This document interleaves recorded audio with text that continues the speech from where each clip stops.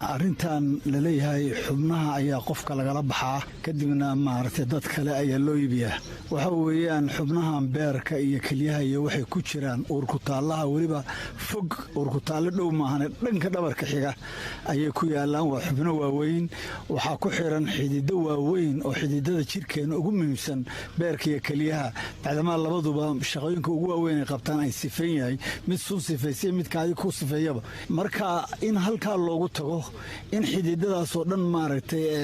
la jarjaro inaan xubintii aan markaa aanay dhiman inaanu qofkii dhiman inaanay waxaa dhicin waxay u baahan tahay sentar iyo goob loogu talagalay waxaasoo qalabihii inay yaalaan ee labadii qof ee maaragtay xubnahan loo kala samaynaya aanay ku kala qaadan waqti rogciisii sidaa awgeed qof jidis ka soo maraya inta la soo qabsado oo lala cararo oo guri lala tago oo la jexdo oo kelihii lagala baxo oo uu suuqa galo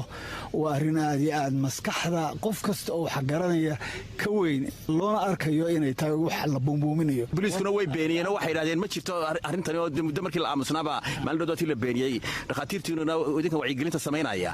dr maxamed cabdi gaboose maxaa waxaa looga jeeda markaa aad isleedahay horta waxaan rabaa inaan ku xaqiijiyo inaan somalilan goob ka mid a caasimadda ugu weyn hargeysa aan weli laga helin qof inta jeexan meydkiis meel lagu soo xooray la hayo cid haysa inaan weli la arag waxaa taa ka daran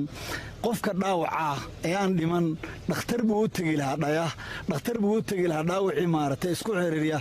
dhakhtar inta somalilan waa layswaraystay wax habay yaraatee arrintaa raadkeed iyo ruuxeed haya habay yaraatee lama hayo taas arrintaas marka inay iska caddahay inay tahay wax beenbeena oo buumbuumina maxaa ka dambeeya waxa weeyaan somalilan qaran bay noqotay shacbiga somalilan waxaa ka muuqda sanadahan dambe bisayl siyaasadeed ee kasbiyey in maalan caasimadda somalilan ee hargeysa ay noqoto xarun cid allaala ciddii af soomaali ku hadasha